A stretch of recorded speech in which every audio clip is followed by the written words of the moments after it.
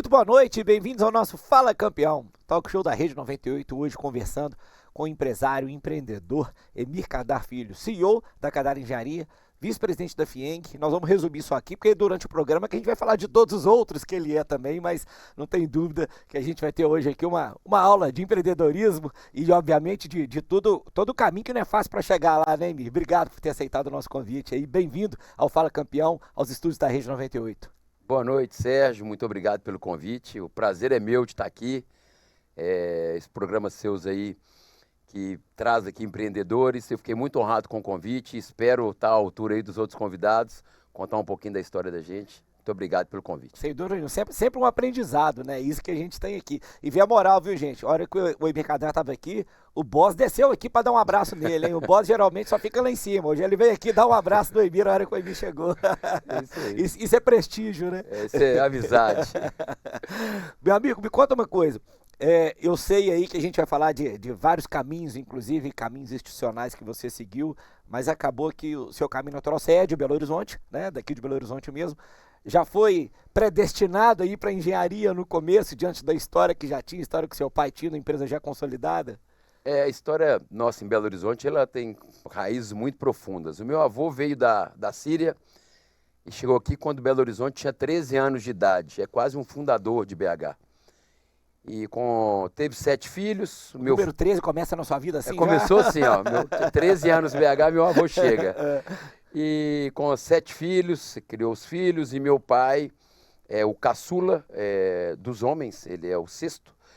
E formou todos, e meu pai montou com o meu tio Lício Kadar, Emir Kadar e Lício Kadar, montaram em 1966 a Kadar Engenharia, que é a empresa nossa até hoje, né, que está aí no mesmo, eu brinco, o mesmo endereço, o mesmo CEP, que é no mesmo local, mesmo CPF, mesmo CNPJ, mesmo local.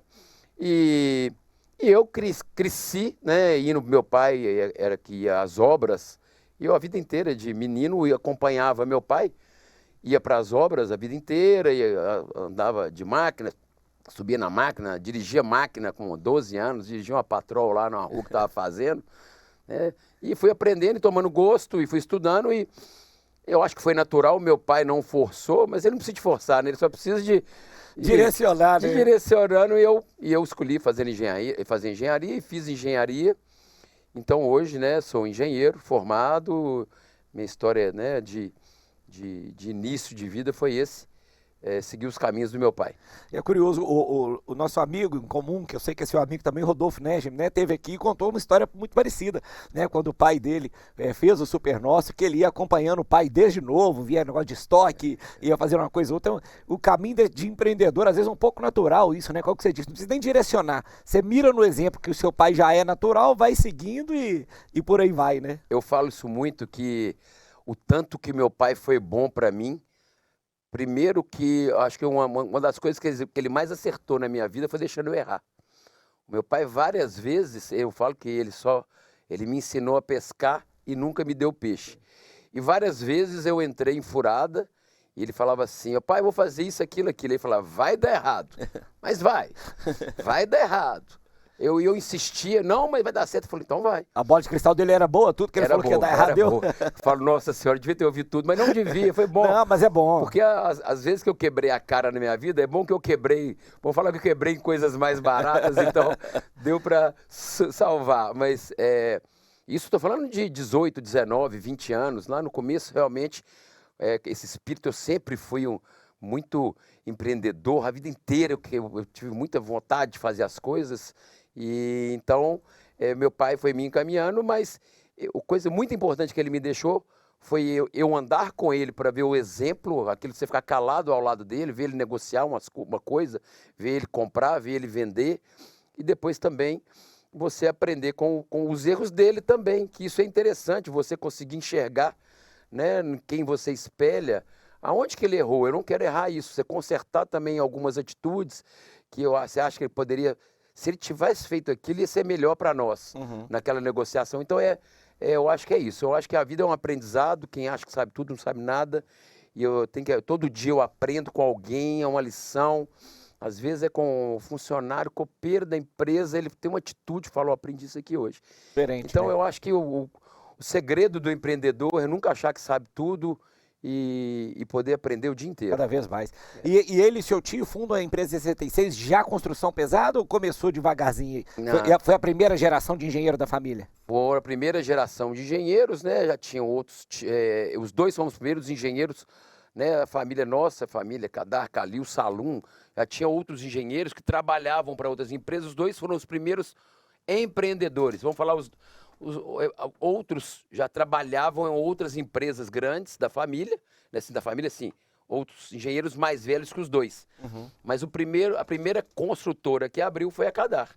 No fim, todo mundo é primo, né? Porque o Salum também tem uma construtora. Também tem, e a gente tem, a família nossa tem umas 7 construtoras aí, mas todo mundo seguiu o caminho lá do meu pai e do meu tio quando fundaram a Kadar. Mas a empresa, quando você fala fundou a empresa, eram os dois com 10 pessoas assentando calçamento. Era isso que era Kadar. Eles fundaram para assentar calçamento, não tinham nada. Em 66 eles foram progredindo, fazendo rua de calçamento e começa fazendo isso então? Começa fazendo calçamento em BH. E depois foram crescendo e tiveram uma ousadia. Meu pai conta que foi uma grande virada na história dos dois, nossa, que foi em 1970 a compra da primeira usina de asfalto. Belo Horizonte tinha 3 usinas de asfalto. Hoje tem 40. Tinha 3. E tem espaço para todo mundo, né? E na época tinha muito a fazer, muita coisa. Tem espaço para todo mundo. Mas ninguém tinha coragem. Tinha 2 empresas grandes que tinham a usina e eles não tinham. Eles foram ousados e compraram a usina em São Paulo, num leilão. Meu pai conta quando eles chegaram lá, vamos buscar a usina. Eles acharam que ia chegar lá e ter uma usina de asfalto. Tinha um monte de ferro velho deitado no mato, o cara falou, aí tá aí sua usina de asfalto, por isso que eles pagaram barato. Aí ele falou assim, mas como é que eu vou montar isso? Sem montar não. Aí ele fez a proposta pro cara que trabalhava, para quem ele comprou a usina. Falou, não, eu só posso levar a usina se eu levar ele. Você vai junto, né? Chamava Zé Louco. Levar expertise. Falou Zé Louco. E ainda vai confiar no Zé Louco. Você quer morar em Belo Horizonte? Eu não consigo. Você tem que ir lá montar isso para mim, o Zé Louco topou. A empresa estava fechando lá em São Paulo, meu pai então comprou a usina e trouxe a usina e o Zé Louco. E montou a usina, assim começou o primeiro grande passo da Kadar, ela se tornou uma empresa que fazia asfalto, aí começou, né, a progredir muito, e a gente começou, né, outras empresas também, mas tinham muito menos usinas e muitas as obras antigamente. Hoje, para licitar, é uma rua de 200 metros, tem que ter 50 projetos, não sei o quê. Antigamente, as prefeituras, o Estado, eles licitavam, era bairro. Bairro tal. Cuida de tudo. Você faz asfaltar tudo. Então, era um mercado novo, muito grande. E a Kadar entrou nessa estrada aí e cresceu, graças a Deus.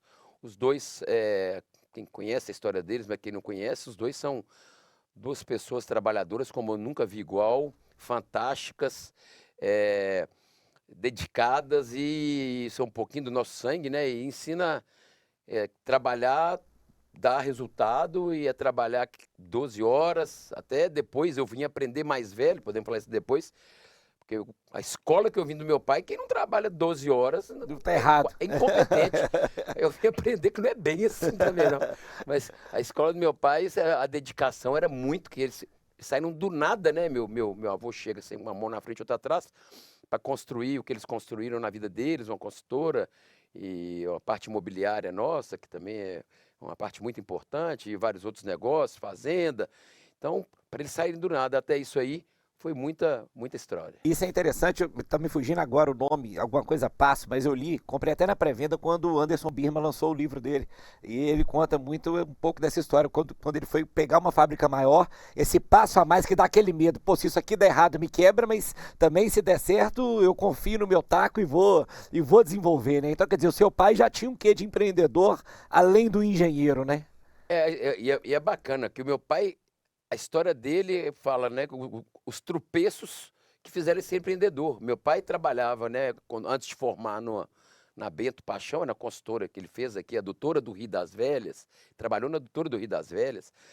E quando ele formou, a visão era pequena. Aí ele falou assim, não, eu vou trabalhar para o DR, ser funcionário do DR. Ele foi lá, nas amizades do meu avô, arrumou um horário como o diretor secretário de obras de Minas Gerais e pediu um emprego no DR. Ele conta que ele formou, acho que em fevereiro, março, e a pessoa falou, não, Emílio, eu arrumo um emprego para você, mas eu só vou ter vaga em dezembro. Ele falou, o que eu vou fazer de fevereiro a dezembro? Aí eu, então vou abrir a empresa. Então, olha o acaso. Se a pessoa desse aquele emprego para ele naquele primeiro momento, não tinha aberto a empresa. Ele não seria empresário, seria um funcionário do DR hoje. É curioso, né? É assim, e muita gente acha que o acaso não existe, ele existe assim. Existe. Ele teve a coragem e ele conta que ele pegou minha avó, os dois, ele e meu tio, sem nada, foram com a minha avó, mas minha avó tinha um nome. O nome é uma coisa que você tem que preservar na vida e a gente cuida muito disso, a família, porque abre muitas portas e também fecha muitas portas. Claro. Então, o meu pai conta que eles não tinham nenhum real, né? Na época nem sei que dinheiro que era. Mas a minha avó tinha o nome, né? Tinha o armazém Cadar, criou minha família com um armazém. E minha avó foi no banco com meu pai e com meu tio e falou assim, e ela falou pro gerente, os dois lá, ó, meus filhos precisam de um crédito para comprar uma máquina, a primeira máquina deles. E eu preciso que você dê o crédito para eles. Aí eu vou perguntar. Aí consultaram lá, o dono do banco conhecia o meu avô e minha avó. Aí voltou o gerente, virou e falou assim, se eu contar alguma parte errada aqui, depois meu pai me mata, mas a história é essa. O crédito do banco é o crédito que eles têm aqui. E eles não tinham R$1. Então, assim, pegaram o primeiro empréstimo para comprar a primeira máquina e pagaram o primeiro empréstimo e foram aí começar. Vai rodando a partir disso aí. Aí é a coragem do empreendedor. A diferença é a coragem. Eu acho que isso é importante. E aí, quando você já vê naquilo, igual você falou, desde novo, já quer se formar e entrar para dentro da empresa. Mas você já tinha a visão ali, vou desenvolver dentro da Cadar, ou ao mesmo tempo você já começava, igual você falou, das falhas, quero estar aqui com meu pai, mas pai, vamos abrir isso aqui, vamos abrir aquilo ali? Exatamente esse caso. Eu assim que eu entrei na faculdade, eu tinha um tio que tinha uma consultora pequenininha. Aí o meu pai falou assim, por que você não fica sócio do seu tio? Eu vou ficar sócio dele. Eu tinha 18 anos, eu estudava na faculdade, saí da faculdade, ia direto para a consultora, eu abri uma consultora. E isso demorou, fomos lá, sei lá, 6 anos. Aí foi onde eu mais aprendi na vida. Meu pai, como eu falei, ele sempre me ajudou. Ele me deu lá uma máquina, comprei uma reta escavadeira. A primeira coisa que eu tive, em vez do meu pai montar uma empresa para mim, ele me deu metade de uma reta escavadeira. Vamos falar em dinheiro, eu lembro que o dinheiro da época lá era R$30 mil. A reta escavadeira custava 150 mil. Aí meu tio pôs 30, eu 30, e financiamos o resto e começamos. E eu apanhava na empresa, licitação, e ganha, não ganha, perde a licitação, pega uma obra, perde dinheiro, pega empréstimo, não tem crédito, pai, preciso ser de avalista, vai lá, avalizava, aí apertava e refinanciava. E aí eu tive a consultora cresceu um período grande. Mas mesmo esquema, obra pesada. Obra é uma coisa, mas não, aí a gente fazia ruas, coisas menores, trabalhava para a Copasa. Mas chegou uma hora, eu sou o único filho do meu pai tem a minha irmã que faleceu, Alessandra Salum Cadar, e eu. Chegou uma hora que eu já estava formado, já estava com uma idade, e meu pai, eu era o único sucessor dele, falou, meu filho, agora eu quero que você venha para Cadar. Você já fez o estágio da vida, né? Já apanhou demais. Aí eu fiz lá com meu tio uma transição de 1 ano para eu sair da empresa. Falei, tio, eu vou sair, eu vou para Cadar. 1 ano a gente fez a transição, né, para ele tocar a empresa sozinho, e eu fui para Cadar.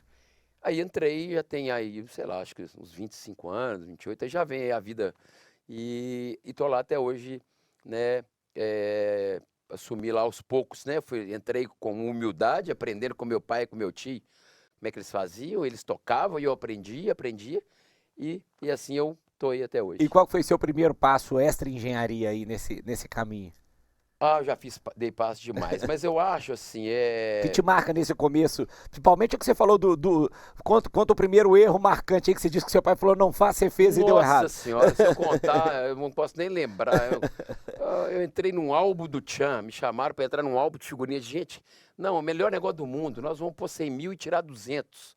Falei, nossa, que delícia, 1 ano. É igual criptomoeda, né? Aí perdemos, aí depois eu fui montando outros negócios e durante o caminho, eu falo assim, furada mesmo, eu entrei poucas furadas. Eu entrei em negócios que não prosperaram. E eu acho que assim, o empresário tem que ter a sabedoria Quem abre 10 negócios, 10 vão dar certo, não. Tem que ter sabedoria, talvez, de vender para alguém que é do ramo, mais competente que você naquilo, e a empresa vai lá e segue. Ou você fechar. Então é isso. Eu acho que o medo, você não pode ter o medo de errar. É. E você não vai acertar todas. Ninguém vai acertar todas. Então, você não pode chegar para casa e se sentir que você é um fracasso. Você, um dos negócios deu errado, gente. Deu errado, os 10 estão dando certo. Vamos embora. É isso aí. E bacana que seu pai te incentivava a isso, então, né? Porque às vezes você podia ficar assim, não, meu filho vai sair da empresa se ele for para outro lugar e der certo. Não, meu filho me incentivou, meu pai me incentivou muito a vida inteira. E eu sempre tive esse calor de abrir negócio. E as pessoas me procuravam com alguns negócios. E eu sempre usei meu pai como um consultor de vida e tudo. Falei, pai, me apareceu esse negócio, qual que você acha? Ele falava assim, gostei, vai em frente.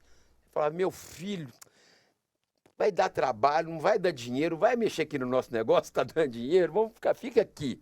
Então, e muitas vezes eu ouvi ou não ouvi, algumas vezes ele estava errado, eu segui, deu certo, outras vezes ele estava certo, mas ele sempre me deu muita liberdade e nunca julgou em mim os meus erros, sempre me enalteceu meus acertos.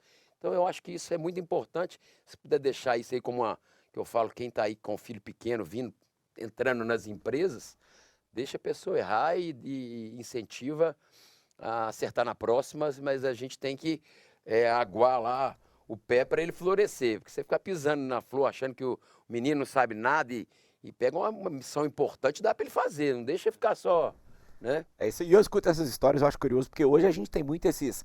Faz um curso diferente, faz MBA, faz mentoria, faz um monte de coisa. Como que é uma geração igual essa do seu pai, e esses empresários que a gente conversou aqui, igual o próprio pai do Estevão, o pai do Rodolfo, igual eu falei, o próprio doutor Salvador, com tem a mentalidade de fazer o que faz com o hospital. Essas pessoas são além do seu tempo, né? Porque é um momento que você não tinha muito isso que eu falei, curso, etc e tal. Um é médico, virou empreendedor. Seu pai, engenheiro, é número, né? E aí, de repente, ele consegue abrir a cabeça para poder fazer diversas outras coisas, né? Eu falo hoje que o que eu menos sou hoje é um engenheiro. Eu sou gestor, empreendedor, várias coisas. Engenheiro é que eu uso menos hoje dentro do que do contexto da minha vida, que são vários negócios diferentes. E logo nesse começo, você já pegou essa veia institucional também, de ir para a CICEPOT, para a FIENG, para essas coisas, eles entendendo a importância de participar disso? Sim, meu pai sempre foi muito presente na sociedade. Meu pai foi, quando novo, foi presidente da Associação Nacional do Campolina, foi 4 mandatos. Eu sempre acompanhei, sempre admirei meu pai. Ele se dedicava demais, ele chegava tarde, saía cedo, porque além de tomar conta da família, da empresa, ele tinha sempre uma entidade que ele estava ali dedicando. Então ele pegou o Campolina, fez a primeira exposição nacional, ele que inventou, né? Tanto é que a do Manga Larga é sempre um ano atrás do Campolina. Quando o Campolina faz a 40ª, o Manga Larga está na 39ª. Foi uma coisa que ele inventou e foi criar. Ele pegou o Campolina com 300 sócios, deixou com 3.000 e isso me admirava. Depois ele foi, dentro do nosso setor, ele foi presidente do CICEPOT. E eu acho que isso foi a parte que eu quero que meus filhos façam comigo e tento, que é acompanhar o pai e você aprender. E meu pai foi presidente do CICEPOT, eu fui sempre acompanhando ele, indo nos eventos, indo nas coisas.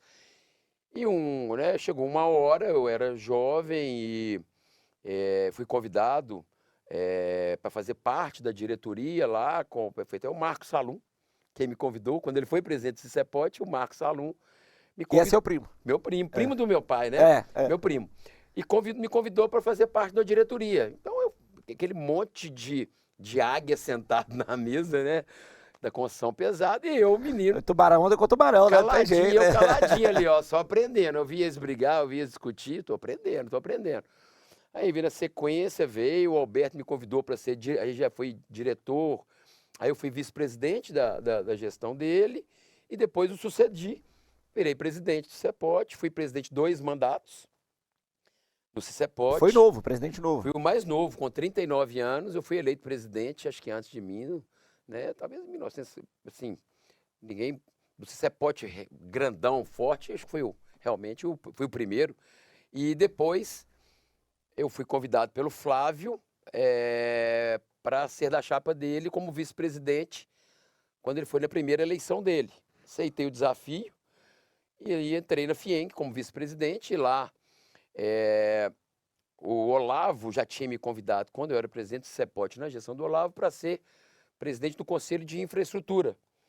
Eu aceitei o cargo. Depois, quando o Flávio assumiu, ele falou: quero você também como presidente do Conselho de Infraestrutura. E aí eu fiz minha carreira dentro da FIENG, eu fui ao lado do Flávio. O Flávio é um presidente espetacular, né? É uma agilidade, uma facilidade de raciocínio, e ele age muito rápido, igual eu sou assim também, quase que impulsivo.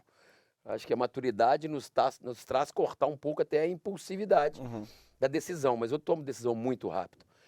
E o Flávio é assim também, demos super certo, e eu estou lá com ele, me chamou para a segunda gestão, então eu sou vice-presidente dele das duas gestões. E o Conselho de Infraestrutura, que eu peguei um conselho, que era um conselho bacana, sempre foi importante, mas eu peguei ele e transformei ele hoje, sem dúvida, no mais forte dentro da FIENG. É um conselho que todo dia nós temos secretários, as concessionárias, os CEOs presentes lá dentro, trazendo o que está acontecendo de infraestrutura, e virou um fórum de debate muito importante. Quase que assim, uma entidade o nosso conselho. Muita gente quer entrar, a gente é restrito, porque é um debate. Aí fiz há uns 10 dias atrás, o primeiro seminário de infraestrutura de Minas Gerais, colocando todos os CEOs das concessões. Minas Gerais está num momento esplendoroso da infraestrutura. A gente tem aí as 5 maiores concessões estavam lá sentadas. A abertura do governador, a gente trouxe o presidente da Codenge, Investe Minas, para falar dos novos investimentos. Concessão, você fala de uma forma geral ou concessão de rodovia, de estrada? Não, veio lá, estava lá o metrô, estava 381, estava 262, estava 040. Então, a gente trouxe realmente mostrar o que vai acontecer em Minas. Então, o Conselho teve o papel de acolher quem desembarcou em Minas, quem ganhou uma licitação aqui ou uma concessão, né? As obras públicas, o governo tem feito um pacote enorme agora, 1,5 bilhão de novas obras. O governo também federal, o DENIT, estava lá no seminário com um investimento muito grande. Então esse é o papel, é a gente trazer eles, acolher, porque o papel da FIENG é um papel de acolhimento da indústria. A indústria da construção, nós estamos ali para ajudar você a como o negócio seu dá certo, não importa qual que é a sua empresa. A infraestrutura, o Estado de Minas tem que dar certo. Então a gente ali é quase que um aliado de cada um deles para resolver os problemas dentro do Estado. E tem que ser, né? Porque muitas vezes eu vejo as pessoas quererem usar de forma ruim, né? Essa parte do privado estar junto com o público, só que um tem que estar junto com o outro. Exatamente, tem que ser exatamente o contrário. A primeira ação que eu fiz dentro do Conselho, eu achava que o Conselho ele era formado por vários empresários que ficavam reclamando o tanto que estava ruim a relação com o público. Falei, gente, a primeira coisa que eu fiz, eu falei assim, vou tirar metade dos empresários, vou colocar presidente da Copasa, diretor-geral do DR. Eu peguei peças importantes, porque a gente não tem que falar um para o outro, nós temos que falar para eles o que está ruim. E eles, daqui 1 mês e meio que nós temos a próxima reunião, eles têm que vir apertados para nos dar a resposta do que a gente comentou. Então, e eles vieram também assim, com uma relação excelente. A gente tem uma relação muito boa com todos os órgãos públicos e eles com a gente. Então acabou aquilo de nós não estamos em 2 lados da mesa. Eu acho que isso mudou muito em relação à construção pesada, à infraestrutura. E descobriu que nós estamos do mesmo lado da mesa. O contratante e o contratado não são adversários nem inimigos. Eu quero a estrada e eu vou fazer a estrada. Como é que nós estamos lá diferente? Todo mundo quer o mesmo. O importante é só o governo pagar, que durante muito tempo o governo não pagava e hoje paga, né? Exatamente. Essa era a discussão. Antigamente, a gente tinha que implorar para poder receber. Parece um favor, né? Eu executo o serviço, por favor, me paga. Não, eu te conto cada história. Quantas vezes o diretor-geral do DR já me ligava, atrasado 3 meses, me ligava, falou, Emi, oi, eu estou te pagando, viu? Aí eu pensava, acho que ele está querendo um obrigado, ele está pagando por coisa que eu já imagina fiz. Você todo dia 5 ligando para os seus centenas, milhares de funcionários, estou te pagando, né? Os funcionários já estão pagando o salário dele. Obrigado por cumprir sua obrigação. Mas era isso, então era uma outra realidade. Eu falava, muito obrigado, então, mês que vem também você me paga os outros 4 meses atrasados, porque era de 4, eu recebia super atrasado. Mas isso mudou, o Brasil mudou e a gente está hoje numa outra momento de Minas, de infraestrutura. Então eu, né, desviei um pouco aqui, mas falei um pouco mais. Não, mas é isso, não desviou de forma alguma. Agora, uma pergunta até de curioso leigo. A gente fica rodando e todo mundo vem falando, nossa, é bom são as estradas de São Paulo. Aquilo lá você roda de forma maravilhosa. Claro que a malha viária aqui é maior, você tem uma dificuldade muito maior de ter muito mais município, muito mais burocracia, mas você como especialista do assunto, você vê que a gente está caminhando para um futuro desse, de a gente realmente ter mais. Eu, por exemplo, sou 100% a favor das privatizações, das concessões, de pagar pedágio para ter coisa boa. 100%. Você vê que isso está evoluindo agora de forma mais rápida. A própria a nossa rodovia da morte ali, eu para ir para me abrir campo lá, passava ali Caeté e tal, aquele perigo que tinha ali. E agora está licitada já, né? Não, deixa eu te contar. É uma coisa impressionante o que Minas vai acontecer nos próximos 7, 10 anos. Isso que me dá muita alegria de ouvir. Eu te conto, as coisas que a gente sonhou a vida inteira, 381, né, já teve 3 lançamentos, 262, 040, foi uma concessão que deu errado. A gente sempre era, eu brinco que a gente sempre foi o estado que aconteceu alguma coisa, metrô, todo mundo tinha metrô, metrô nosso nunca saía do papel, era um sonho que a gente sonhava, mas a gente não acreditava que ia acontecer. E o que aconteceu? Nós ficamos com tanto projeto parado, tanta coisa ruim acontecendo, assim, pouco em Minas, tão fora da contramão da política. Minas sempre foi renegada pelos presidentes, por problemas partidários de estar invertido com o governo federal, com o estadual, que chegou a um ponto que aconteceu tudo de uma vez. Então, em 2, 3 anos, nós tivemos o metrô, já está em andamento, já estamos aí com previsão de tentar acontecer a linha 3, então a linha 1 reformada, a linha 2 sendo construída, a linha 3, a 040, a 381, tudo que você falou que São Paulo aconteceu há 20 anos atrás, nesse seminário eu fiz um slide que chama Minas Gerais, o estado do momento, não é do futuro mais, sempre é bonito falar do futuro, né? Somos estado do futuro, não, agora a gente é do momento, nós vamos ter investimentos na ordem de mais de 100 bilhões de reais nesses próximos 7, 10 só anos. em infraestrutura em 7 anos. O número é maior. Você pegar ainda os investimentos das prefeituras de interior grande, mas eu estou tirando isso. Então tudo vai acontecer, nós vamos começar a rodar em rodovias, talvez não igual a São Paulo, porque também lá é tudo calculado por...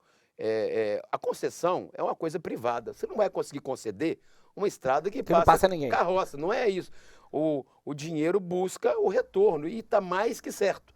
Então, em Minas tem muita estrada que dá retorno. Então, não adianta. O poder público ele não dá conta de sustentar o tamanho da malha que ele tem.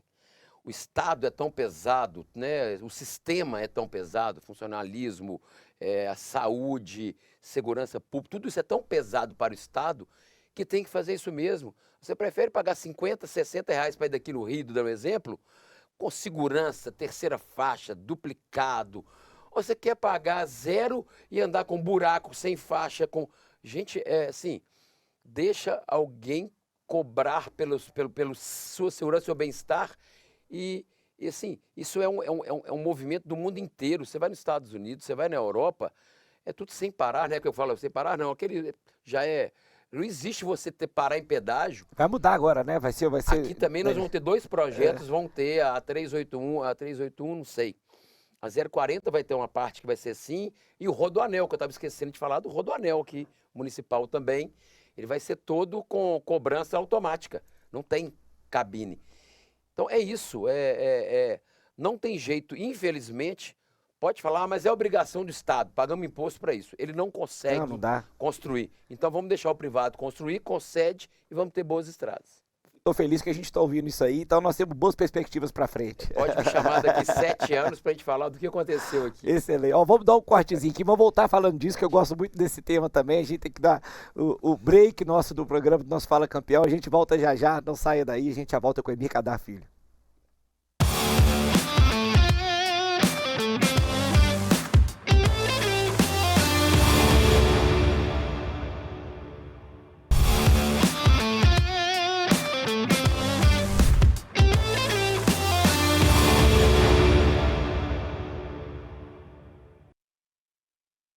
Bem-vindos de volta ao nosso Fala Campeão, talk show da Rede 98, batendo um papo aqui com o Emir Kadar Filho, que agora vamos falar de outra coisa. Eu nem deixei encher minha água aqui agora, que eu ia tomar, que a gente sempre toma em tempo, porque ficar com a garganta ruim, né? Para tomar essa aqui. Me conta desse projeto aqui, Emir, Que isso aqui eu achei um negócio fantástico. Igual eu tô te perguntando de rodovia aqui, que leigo, né, que sou, olhava às vezes quando eu vi negócio de água e tal, eu falava assim, gente, para que água? Vai chegar um grande, vai comprar, ou então vai fazer, esse negócio é distribuição só, é tudo igual no fim das contas, a água é água.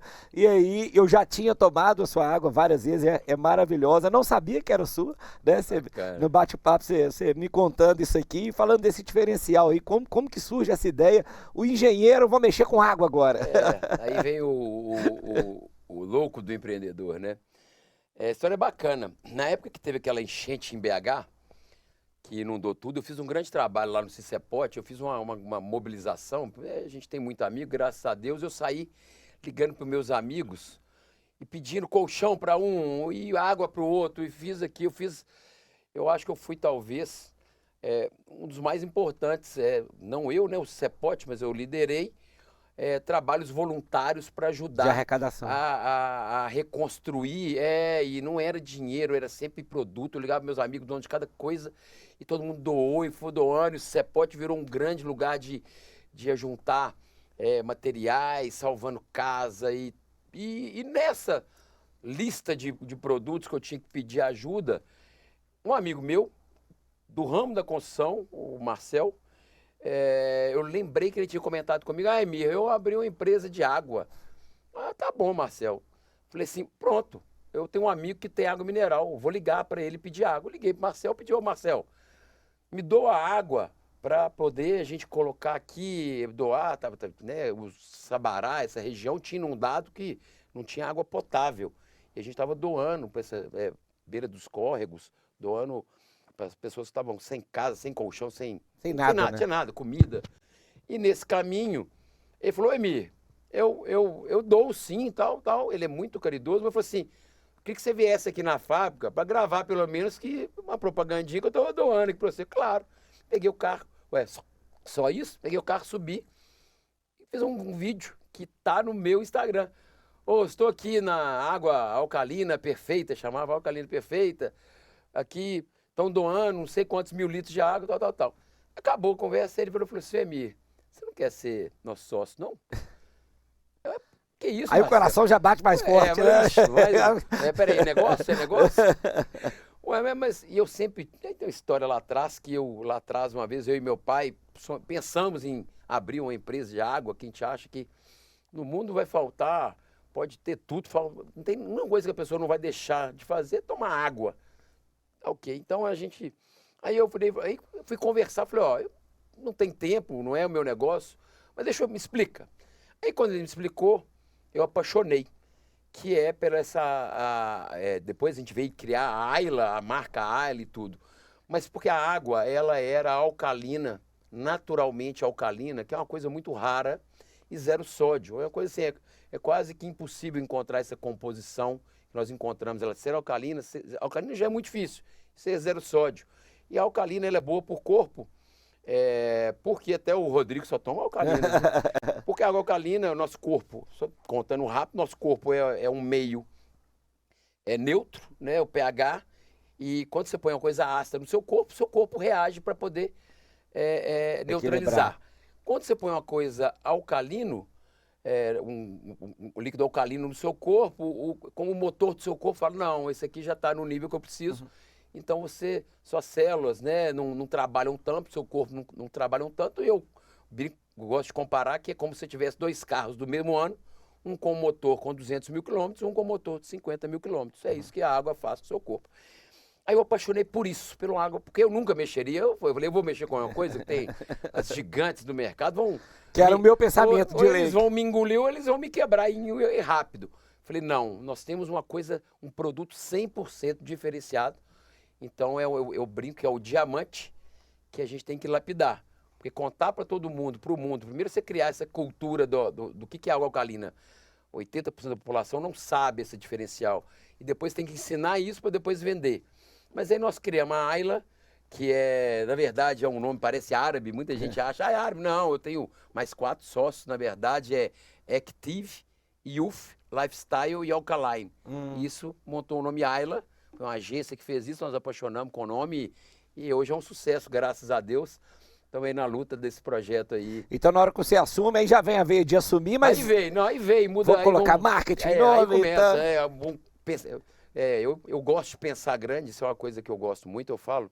Aquela frase, né? Dá o mesmo trabalho de pensar dá pequeno, o mesmo né? trabalho. E aí, eu sempre penso grande. Às vezes gigante, às vezes até eu falo, não, peraí, tá grande demais o sonho. Vou dar conta. Mas falei, não, eu quero estar no Brasil inteiro, quero estar no mundo inteiro, quero ir para Dubai, quero ir para a Europa. E nós vamos fazer isso. Nós estamos construindo aí. A água tem demais lá, Agora, né? A reserva é boa. Mas o que acontece? Tem demais. É porque a água é muito isso, né? A água é muito local porque ela é regional por causa de frete. A água é frete, mas embalagem. Facilidade. Mas aí que veio nosso diferencial. Se eu tenho um diamante na mão, como é que eu vou embalar meu diamante num papel de pão? Naquelas garrafinhas molenga, naquelas garrafinhas que você compra lá centavos. Então nós desenvolvemos nossa própria garrafa, nós desenvolvemos nosso próprio molde, nossa gramatura é maior. Aí que vem a coragem do empreendedor. Era muito mais fácil eu entrar mais um que comprava garrafinha barata, enchia, vendia, põe aí. Então a gente começa a ter na barreira, dentro do mercado, eu tenho que primeiro vender que nós somos melhores, como qualidade, como embalagem, como apresentação, para depois a água, para depois a pessoa ter coragem. Às vezes nosso preço é quase igual, mas pagar 10 centavos a mais. E isso deixa até triste. Eu vejo no mercado aí grandes restaurantes ou empresas que definem a escolha de 10 centavos de diferença. Eu falo, você compra a carne mais... Eu não vou vir aqui mais não. Você compra a carne mais barata para me servir aqui. Se é assim que você compra a carne ou arroz, não sei o quê. Então eu acho que é isso. E isso é uma aula, você tem que ensinar aí. Mas o mercado nos acolheu de uma maneira, a gente já está nos supermercados todos.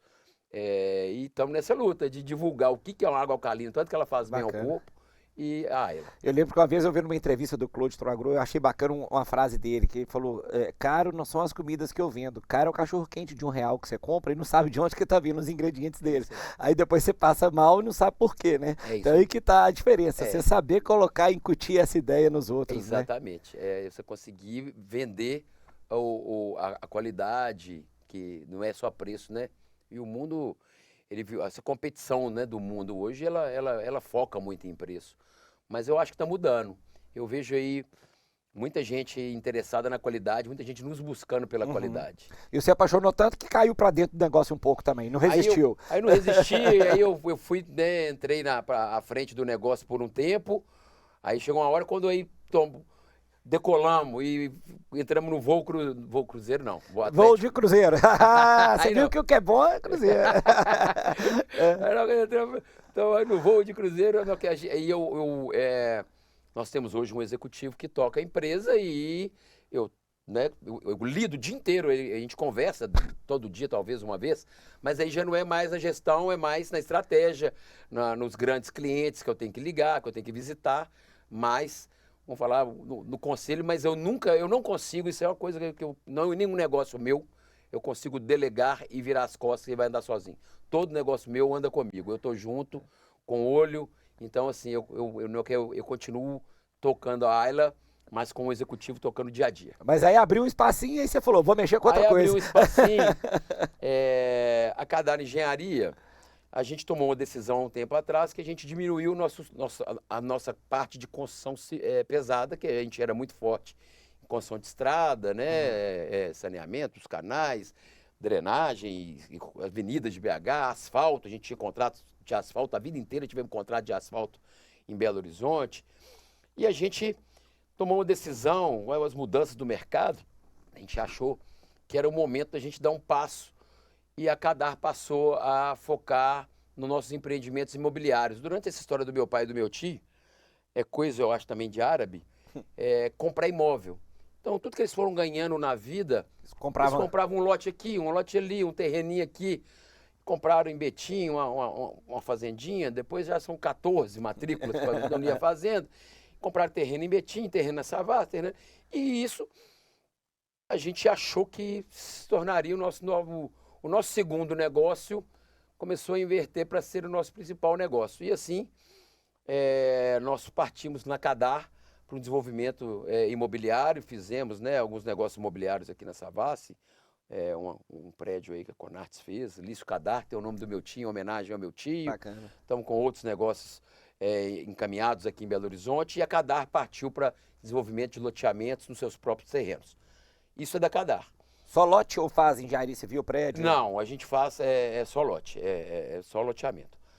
E nesse caminho da vida eu encontro duas amigas minhas, a Ana Carolina e a Juliana, que são da Consultora Eficiência, minhas amigas de faculdade, a Juliana, e elas estavam iniciando também no mundo, elas são uma consultora Eficiência de casa, nada a ver com loteamento, iniciando, chegou um projeto para elas, e elas me chamaram: "Ei, Mirzinho, você não quer entrar com a gente nesse projeto, não? É um projeto de loteamento, eu sei que você conhece o mercado, entende um pouco, você não quer vir com a gente?" Eu falei: "Vamos." E assim fizemos e deu super certo. Criamos uma empresa que chama Cubo, e a Cubo fizemos outro lançamento agora, há pouco tempo, né, junto com outras empresas, Reserva do Ouro, e vendemos 100% até meio-dia vendemos 100% do empreendimento, e outro sucesso, aí a gente começou até a ser visto como uma empresa de sucesso nesse mercado, e hoje nós já estamos com outro projeto muito grande, de 800 lotes ali, junto a Cesul já, no Alphaville ali, e mais outros projetos vindo por aí. Então, eu falo que é uma coisa que eu entendo, as meninas, mesma coisa, o dia a dia é tocado por elas, e eu fico, né, tocando fico nos conselhos ali, para ter tempo para trocar o meu negócio da Cadar, ter tempo de dar uma olhada na água e dar uma olhada nesses outros negócios. E tem, né, e o meu mais nova loucura minha... Tem projeto futuro, com certeza, sempre tem um projeto futuro, né? Sempre tem um projeto futuro, mas o meu futuro ele é inesperado, não é que eu projetei tantos anos, que daqui a tantos anos eu vou fazer, não. Eu em 4 Aparecendo ali... 4 meses sai a ideia, sai o sonho, e eu ponho no papel e vou na coragem. Claro que a gente não é bobo, eu sei eu sei onde é que eu estou pisando, mas eu tinha uma grande... desde que eu ando no meu setor de construção pesada, a gente vai nas feiras de equipamento, vê as novidades, tecnologia. E eu já fui com uma empresa, me chamou para ir na China, uma empresa já me chamou para ir em Las Vegas, nas grandes feiras mundiais. E o Brasil tem uma feira muito grande, São Paulo, que tem há anos, mas qualquer feira que você vai tem que ser em São Paulo. E aquilo me incomodava. Você vê aí o tanto de investimento que nós vamos ter em Minas, o tamanho. Nós temos 2 fábricas em Minas Gerais de equipamentos, várias outras, que os maiores dealers do Brasil são de Minas Gerais. E Minas Gerais, para você qualquer coisa, tem que pegar o avião e ir para São Paulo. Quero ver uma máquina, asfalto, tem uma feira lá. Saneamento, tem uma feira lá. Construção pesada, tem uma feira lá. Tudo São Paulo, aquilo me incomodava, eu como sou inquieto, aquilo me incomodava. Aí que eu tive o sonho de fazer uma feira em Minas Gerais, e coloquei todos os fabricantes e dealers numa reunião há um ano atrás, falei assim: eu queria fazer uma feira aqui, mas se vocês falarem que não, ela morre aqui agora, não passa de um café e de um pão de queijo. Mas se vocês falarem, estamos com você, eu vou sonhar e construir uma feira aqui. Eles falaram: não, pode ir, que acho que é pertinente ter uma feira em Minas Gerais, um estado desse tamanho. A gente tem aí, acho que o 2º estado em número de venda de equipamentos, mas o primeiro em ticket de venda de equipamentos. Eu descobri outro dia que com um cliente meu de mineração, que é uma grande fábrica de máquina de mineração em Lagoa Santa. Me falaram isso uma vez, que tem uma fábrica de máquina para mineração em Lagoa Santa. Fala aí, não é do meu setor, é isso. Minas Gerais tem muita coisa grande.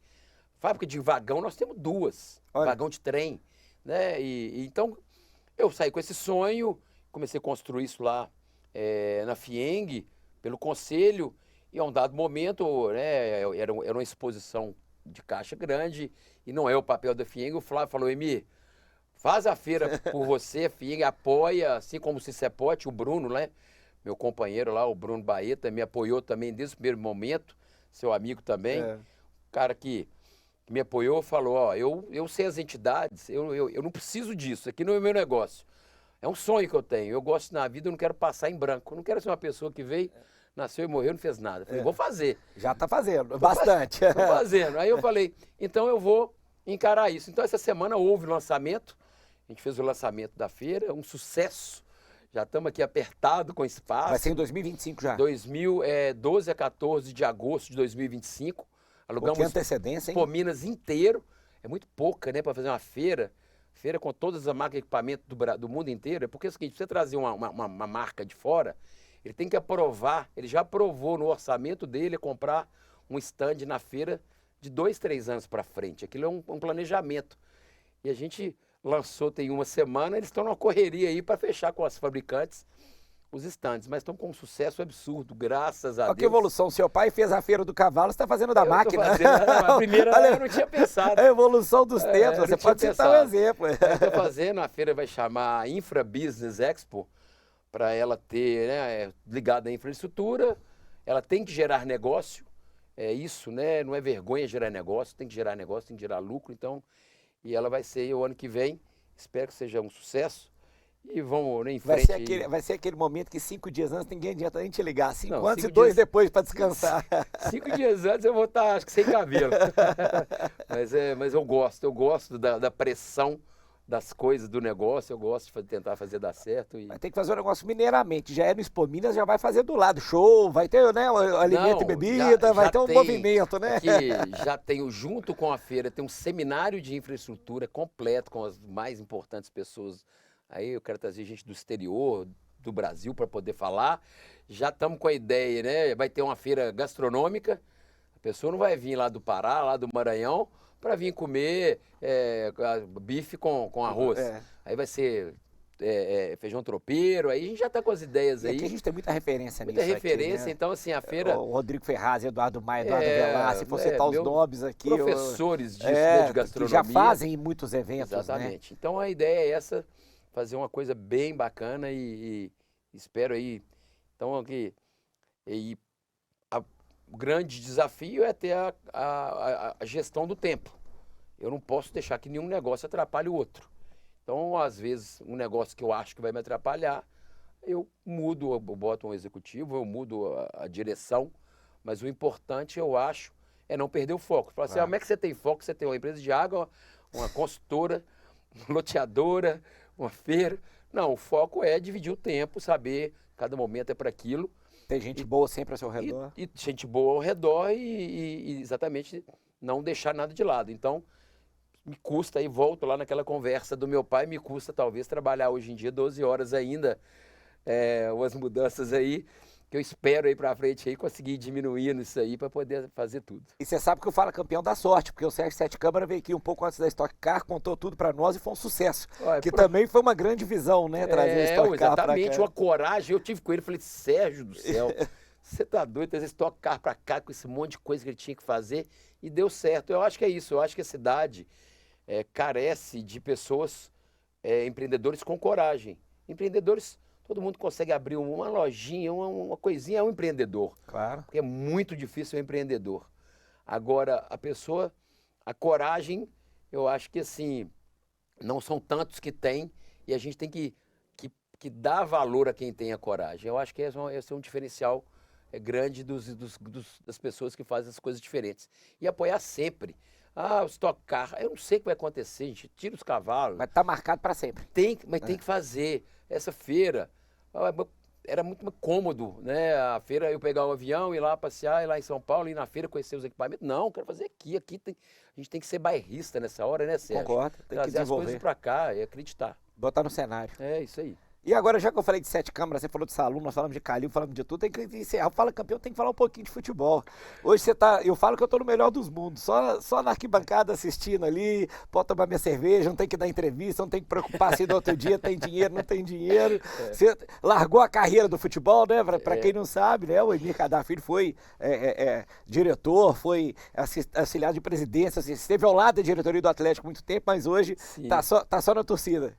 Isso é uma história tá no melhor dos mundos. O Atlético também foi bem, ela foi bastante, como é que fala? Foi muito forte minha história com o Atlético. Eu entrei no Atlético com o convite do Alexandre lá em 2013, antes de 13, né? Foi quando ele entrou, não se lembra o ano. Eu sempre entrei lá, estava ali à disposição para ajudar. É um torcedor que quer ajudar, e quantos torcedores queriam ajudar? E eu tive essa oportunidade de ser um torcedor que entrou ali para poder ajudar, para poder dar opinião construtiva e tentar ajudar o clube do que podia. Meu pai era o presidente do Conselho Deliberativo, o Conselho do Atlético era uma guerra, e o meu pai foi e conseguiu apaziguar. Lá eu já vi gente tirar revólver um pro outro, já viu? Separar a briga lá, eu já vi 20 vezes. Era uma coisa, uma baixaria, e depois quando meu pai, que é um mediador nato, sumiu, ele foi e acalmou, e o conselho foi uma paz, e o Alexandre teve uma gestão com paz dentro do conselho e muito êxito, e eu fui depois com o Daniel, né, sempre assessor da presidência, né, internamente, e eu tenho uma paixão anterior a tudo isso, que eu não sei se você sabe, mas eu tenho, não sei se hoje é a maior, mas eu sou colecionador de camisas do Atlético, eu tenho hoje 750 camisas do Atlético de jogo. Que loucura! Então, acho que eu sou o maior colecionador. Não sabia disso não. Com uma qualidade, assim, camisas de todos os grandes feitos. Eu tenho a camisa do pênalti do Vitor, Olha, que o Vitor deu para o João, o filho do Alexandre, que me deu. Eu tenho a camisa que o Tardelli me deu, aí você não vai gostar, da final da Copa do Brasil. de 2014. 2014, o Tardelli Faz dentro do parte. vestiário me deu a camisa. Eu tenho essa camisa, então eu sou um grande colecionador, apaixonado, a paixão da nossa vida é o Atlético. E vivi muito tempo, né, muito intensamente com o Atlético, mas hoje estão lá, são amigos nossos, né, o Rubens, Rafael, Bruno Musi, e apoio total a eles, mas agora eu já estou aqui de fora. No melhor lugar. Melhor lugar, torcedor, conselheiro benemérito, quando encontro, sempre converso com eles de Atlético, não tem outro assunto quando a gente encontra, mas agora fora lá, né, da gestão, mas feliz, torcendo aí, uma ansiedade danada pra gente ser campeão da Libertadores novamente. Bacana. Obrigado, então, por ter estado com a gente aqui hoje, Emir, né? Contado essa história. Eu vou cobrar essa volta sua com todas essas melhorias que nós vamos ter. E, se Deus quiser, fala bem da feira aí, tudo que aconteceu. E não tenha dúvida, já está deixando e vai deixar um legado cada vez maior aqui diante de tudo que você contou. Muito obrigado, por ter viu, vindo Sérgio? contar a nossa história inspiradora, sem dúvida nenhuma. Conte comigo e você já está convidado para ir na feira. Eu vou te convidar para quando acontecer as coisas dessas concessões acontecerem, eu vou te chamar para você ir Eu ver. só não vou no jogo do Atlético, o resto você pode me chamar que eu tô junto. Então tá Fiek, bom. se você pode, onde você quiser a gente vai. Tá combinado. Muito obrigado. É isso aí, pessoal. Ficamos aqui hoje com mais um Fala Campeão. Muito boa noite para você e até semana que vem.